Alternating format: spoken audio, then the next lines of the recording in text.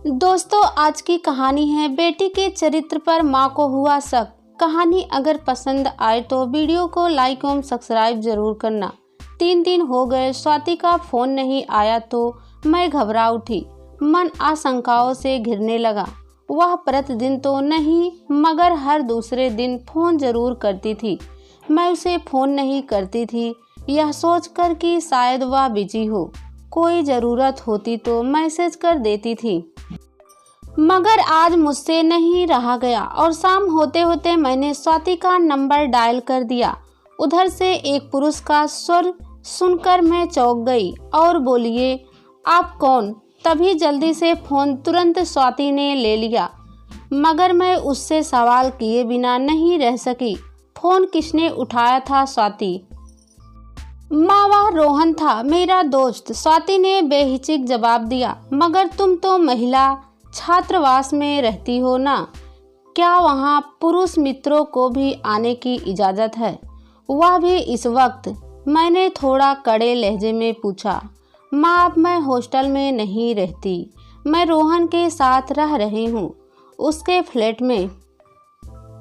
रोहन मेरे साथ ही कॉलेज में पढ़ता है। क्या कहीं तुमने हमें बताए बिना शादी तो नहीं कर ली? नहीं माँ, हम लिव इन रिलेशनशिप में रह रहे हैं। स्वाति, तुम्हें पता है तुम क्या कर रही हो? अभी तुम्हारी उम्र अपना करियर बनाने की है और तुम्हारी ही उम्र का रोहन, वह क्या तुम्हारे प्रति अपनी जिम्मेदारी समझता है? माँ, हम दोनों सिर्फ दोस्त हैं। स्वाति लड़का लड़की दोनों दोस्त होने से पहले एक लड़की और लड़का होते हैं। कुछ नहीं तो कम से कम अपने और परिवार की मर्यादा का तो ख्याल रखा होता। हमने तुझे आधुनिक बनाया है, इसका मतलब यह तो नहीं कि तू हमें यह दिन दिखाए। लोग सुनेंगे तो क्या कहेंगे? मैं पूरी तरह से तिलमिला गई थी। माँ, समाज और बिरादरी की बात ना ही करो तो अच्छा है। वैसे भी आपकी दी गई शिक्षा ने मुझे अच्छे बुरे का फर्क तो समझा ही दिया है। रोहन उन छिछोरे लड़कों की तरह नहीं है जो सिर्फ मौज मस्ती के लिए लिव इन में रहते हैं, और ना ही मैं वैसी हूँ। हमें दोनों एक दूसरे की पढ़ाई में भी मदद करते हैं और करियर के प्रति भी हम पूरी तरह से जिम्मेदार हैं। लेकिन बेटा, कल को अगर रोहन ने तुम्हें छोड़ दिया तो तुम्हारी मानसिक स्थिति में मैं अपनी बेटे के भविष्य को लेकर कोई सवाल नहीं छोड़ना चाहती थी। माँ, हम दोनों पति पत्नी नहीं हैं, इसलिए छोड़ने जैसा तो सवाल ही नहीं उठता।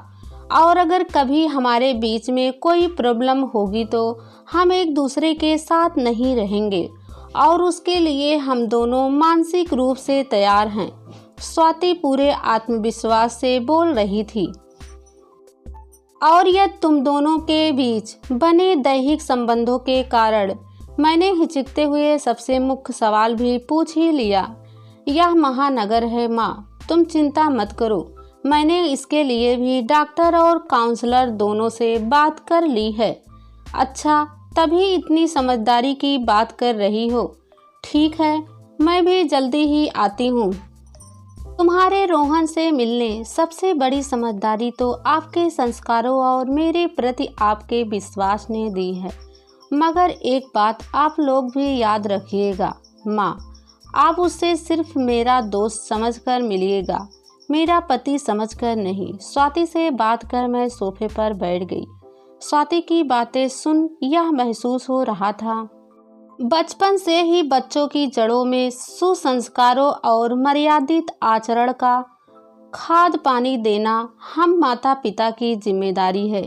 इन्हीं आदर्शों को स्वयं में संचित कर ये बच्चे जब अपनी सोच समझ से कोई निर्णय या अपनी इच्छा के अनुरूप चलना चाहते हैं, तब माता पिता का उन्हें अपना सहयोग देना समझदारी है।